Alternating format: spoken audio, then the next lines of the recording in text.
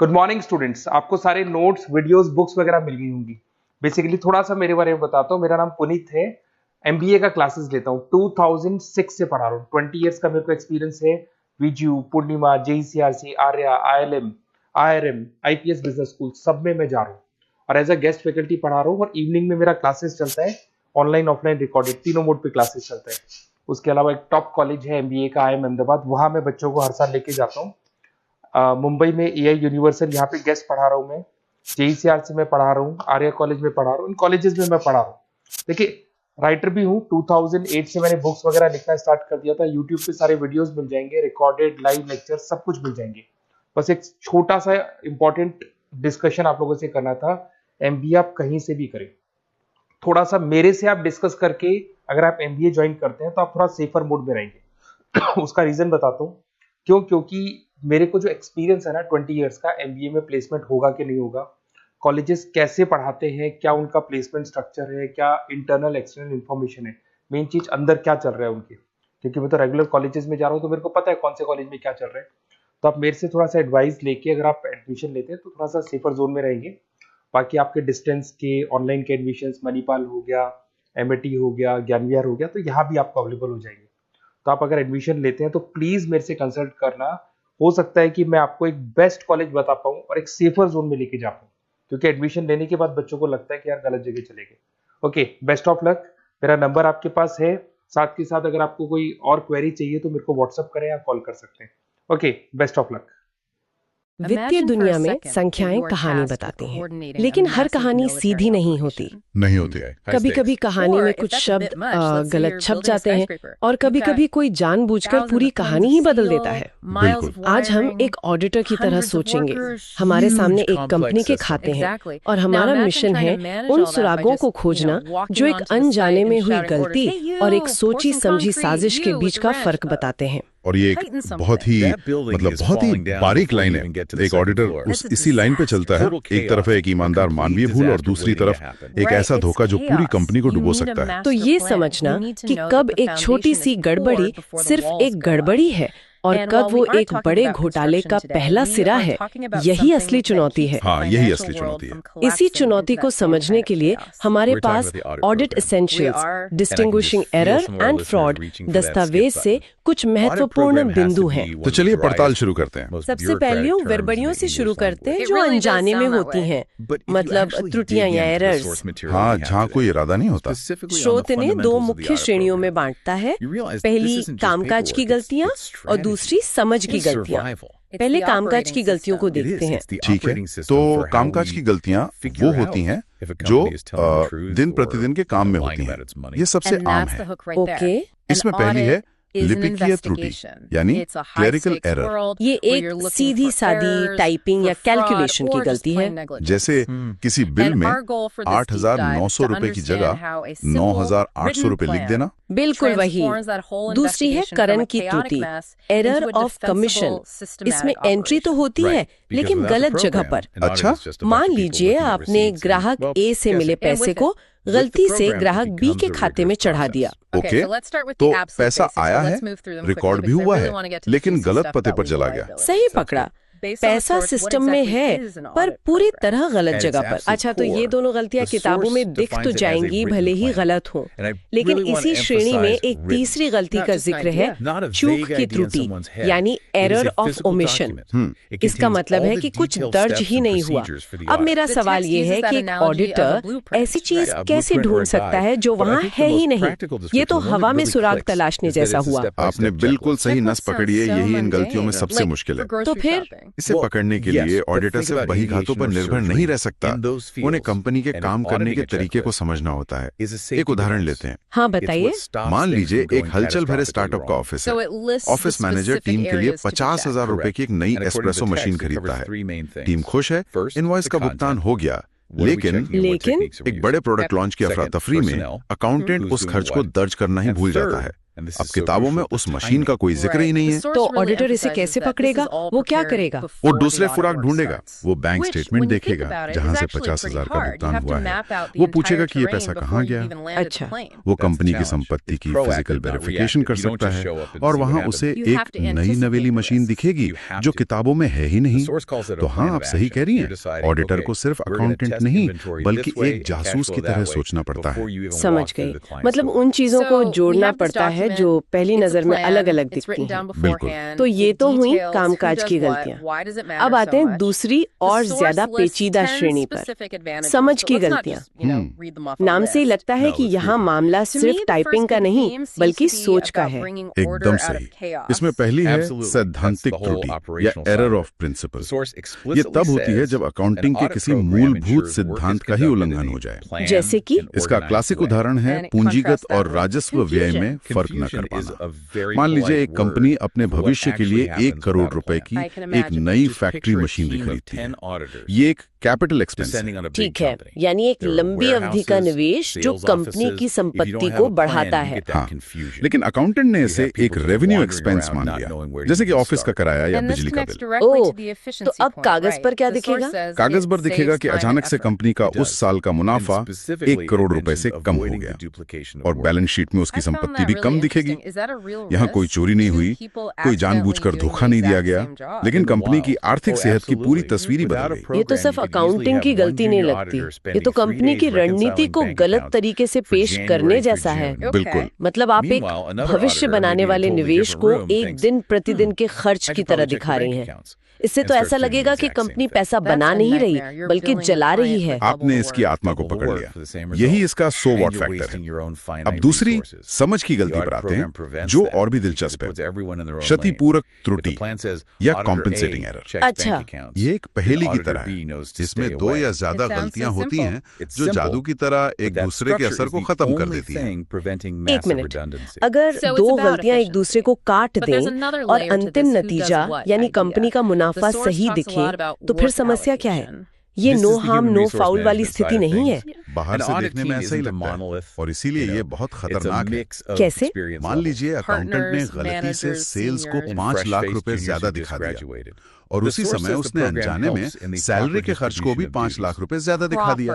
ठीक है, जब आप प्रॉफिट एंड लॉस स्टेटमेंट देखेंगे तो प्लस 5 लाख और माइनस 5 लाख कटकर शून्य हो जाएंगे। मुनाफा तो सही दिखेगा लेकिन खाते तो गलत है। बिल्कुल, आपकी सेल्स का आंकड़ा झूठा है जो शायद निवेशकों को गुमराह करे। आपका सैलरी का आंकड़ा झूठा है जो शायद मैनेजमेंट को गलत फैसले लेने पर मजबूर करे। मतलब ये एक ऐसे घर की तरह है जिसकी नींव में दरारें हैं लेकिन ऊपर से उस पर नया पेंट कर दिया गया है। क्या बात है, बिल्कुल सही उपमा दी। बाहर से सब ठीक लगता है पर ढांचा कमजोर है। ठीक है, तो ये सारी त्रुटियां चाहे कितनी भी जटिल क्यों ना हो अनजाने में होती हैं। लेकिन ये सोचने पर मजबूर करता है कि क्या होता है जब कोई इसी जटिलता का इस्तेमाल गलती से नहीं बल्कि जानबूझकर करता है। यहीं पर हम एक साधारण गलती और एक आपराधिक धोखे के अंधेरे इलाके में कदम रखते हैं। और जैसे ही इरादा या इंटेंट तस्वीर में आता है, खेल के सारे नियम बदल जाते हैं। धोखाधड़ी या फ्रॉड एक सोची समझी कार्रवाई है जिसका मकसद अनुचित लाभ उठाना है। स्रोत के मुताबिक इसके 3 मुख्य चेहरे हैं। पहला और सबसे सीधा है संपत्ति का दुरुपयोग यानी मिसएप्रोप्रिएशन ऑफ एसेट्स। ये तो सीधी सादी चोरी लगती है, जैसे कैश बॉक्स से पैसे निकाल लिए या गोदाम से सामान गायब कर दिया। हाँ, ये वहीं से शुरू होता है, लेकिन ये बहुत परिष्कृत भी हो सकता है। सोचिए, एक कर्मचारी जो कंपनी के भुगतानों को संभालता है, वो एक फर्जी सप्लायर कंपनी बनाता है जो सिर्फ कागजों पर मौजूद है। हाँ, बिल्कुल। फिर वो उस फर्जी कंपनी के नाम पर इनवॉइस बनाता है और कंपनी से भुगतान करवाता है और पैसा सीधा उसकी जेब में। ये भी संपत्ति का दुरुपयोग है, लेकिन इसे पकड़ना कैश चोरी पकड़ने से कहीं ज्यादा मुश्किल है। ये तो बहुत शातिर तरीका है। तो दूसरा प्रकार क्या है? दूसरा प्रकार शायद सबसे खतरनाक है, धोखाधड़ी वाली वित्तीय रिपोर्टिंग या फ्रॉडुलेंट फाइनेंशियल रिपोर्टिंग। इसमें क्या होता है? यहाँ चोर कंपनी से कुछ चुरा नहीं रहा, बल्कि वो कंपनी की आत्मा यानी उसकी वित्तीय सच्चाई को ही चुरा रहा है। इसका मकसद होता है मैनेजमेंट को ज्यादा बोनस दिलवाना या शेयर की कीमत को कृत्रिम रूप से बढ़ाना या बैंक से एक बड़ा लोन हासिल करना। सही कहा। इसमें हेरफेर कई तरीकों से किया जाता है, जैसे ऐसी सेल्स को रिकॉर्ड करना जो कभी हुई ही नहीं, या फिर साल के अंत में 31 मार्च को अपने वितरकों को जबरदस्ती बहुत सारा माल भेज देना ताकि उस साल की बिक्री बढ़ी हुई दिखे, भले ही वो सारा माल अप्रैल में वापस आ जाए। या फिर कंपनी के कर्ज को बैलेंस शीट से ही गायब कर देना, उसे छोटी छोटी ऑफ द बुक कंपनियों में छिपाकर। ये एक तरह का वित्तीय मायाजाल है। ये तो एक व्यक्ति का काम नहीं लगता, ये एक पूरी साजिश की तरह लगता है। अक्सर होता भी है। और तीसरा प्रकार? तीसरा है भ्रष्टाचार, करप्शन। यहाँ कोई व्यक्ति अपने पद का दुरुपयोग निजी फायदे के लिए करता है, मतलब रिश्वतखोरी या घूसखोरी। हाँ, उदाहरण के लिए एक बड़ी कंस्ट्रक्शन कंपनी का परचेज मैनेजर है जिसे करोड़ों का स्टील खरीदना है। वो जानबूझकर एक ऐसे सप्लायर को कॉन्ट्रैक्ट देता है जो महंगा और घटिया स्टील बेच रहा है। क्यों? क्योंकि उस सप्लायर ने मैनेजर को डील का 2% हिस्सा देने का वादा किया है।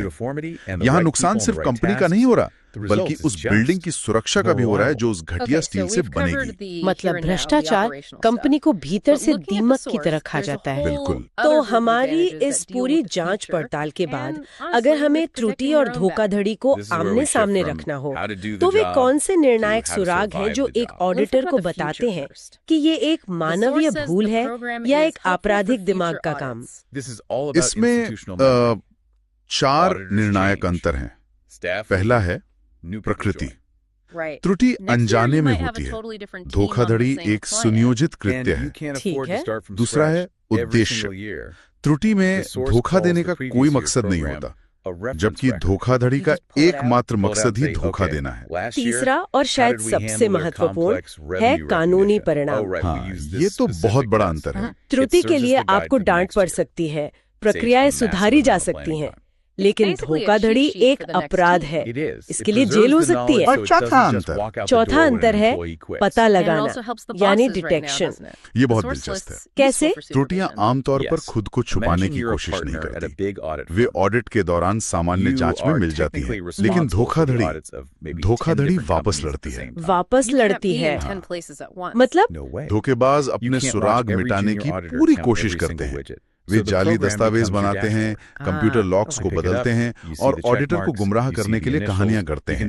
इसलिए धोखाधड़ी का पता लगाना सिर्फ जांच करना नहीं है, ये एक बौद्धिक लड़ाई है। इस कहानी में जासूस या कहें ऑडिटर की भूमिका तो बहुत ही चुनौतीपूर्ण लगती है। तो स्रोत के अनुसार उनकी मुख्य जिम्मेदारियां क्या हैं? स्रोत 4 मुख्य जिम्मेदारियों पर प्रकाश डालता है। पहली है उचित देखभाल और कौशल का उपयोग करना, मतलब उनसे एक प्रोफेशनल स्तर की विशेषज्ञता की उम्मीद की जाती है। ओके।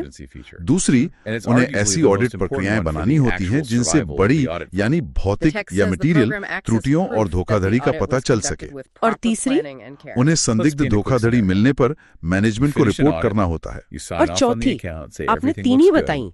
चौथी सबसे महत्वपूर्ण है और ये कोई प्रक्रिया नहीं बल्कि एक मानसिकता है। प्रोफेशनल संदेह बनाए रखना, यानी मेंटेन प्रोफेशनल स्केप्टिसिज्म। हर चीज पर सवाल उठाओ, किसी भी दस्तावेज या बयान को आंख बंद करके सच मत मानो। बिल्कुल। लेकिन ये तो सुनने में बहुत थका देने वाला लगता है। क्या इसका मतलब ये है कि एक ऑडिटर किसी पर भरोसा ही नहीं कर सकता?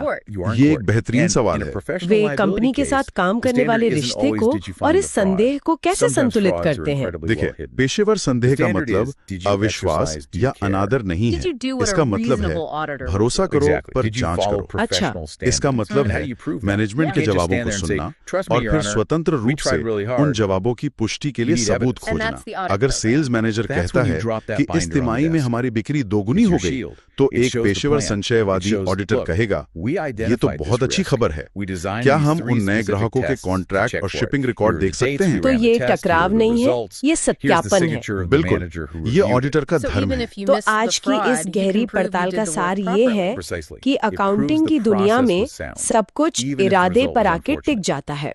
यही एक साधारण मानवीय भूल को एक आपराधिक साजिश से अलग करता है। सही कहा। हमने देखा कि कैसे एक छोटी सी टाइपिंग की गलती से लेकर एक पूरी कंपनी को डुबो देने वाले वित्तीय घोटालों तक हर चीज के पीछे की कहानी, उसके परिणाम और उसे पहचानने के तरीके बिल्कुल अलग होते हैं।